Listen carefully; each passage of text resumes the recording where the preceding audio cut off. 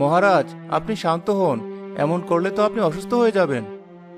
না মন্ত্রী না, আজ আমার কত আনন্দের দিন, তা আমি তোমাকে বোঝাতে পারবো না। এতগুলো বছর পর আমি বাবা হতে চলেছি। হ্যাঁ মহারাজ, আমরা সকলেই জানি আজকে আমাদের রাজ্যের ভবিষ্যৎ উত্তরাধিকারী আসতে চলেছে।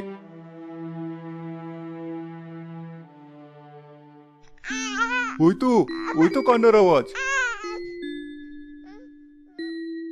এই দেখুন মহারাজ, ছোট রানী আমাদেরকে রাজ্যের ভবিষ্যৎ মহারাজ উপহার দিয়েছেন। আপনার পুত্র সন্তান হয়েছে। কোথায় কোথায় দেখি।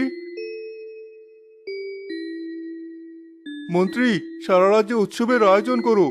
এবার রাজ্যে এমন উৎসব হবে যা রাজ্যের কেউ আগে কখনো দেখেনি। অবশ্যই মহারাজ, আপনি এ নিয়ে একদম চিন্তা করবেন না।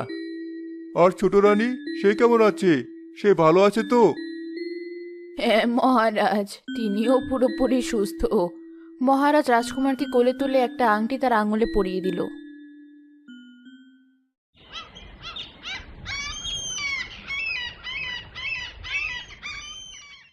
এবার কি হবে? এবার তো মহারাজ আমাদের দিকে ফিরেও তাকাবে না। কি হলো বড় রানী, এত কিছু হয়ে গেল, আপনি এখনো চুপ কেন? কিছু একটা বলুন। ঠিকই তো বড় রানী, এখনো চুপ থাকলে এর পর তো আমাদের অবস্থা একটা দাসীর চেয়েও খারাপ হয়ে যাবে। হা হা হা হা হা। আপনি হাসছেন বড় রানী? আপনার চিন্তা হচ্ছে না? না, হচ্ছে না। দাসী তো হবে ওই ছোট রানী। কি বলছেন কিছুই তো বুঝতে পারছি না। ভয় পাস না তোরা, আমার কাছে খুব ভালো একটা বুদ্ধি আছে, যাতে ওই ছোট রানী হয়ে উঠবে মহারাজের চোখে সবচেয়ে বড় কাঁটা। বড় কাটা? কিন্তু কিভাবে? সময় হলে এক এক করে সব জানতে পারবি। কিন্তু বললাম তো, তোরা একদম চিন্তা করিস না। আমি যে বুদ্ধি বের করেছি তাতে সাপও মরবে আর লাঠিও ভাঙবে না। হা হা হা হা হা।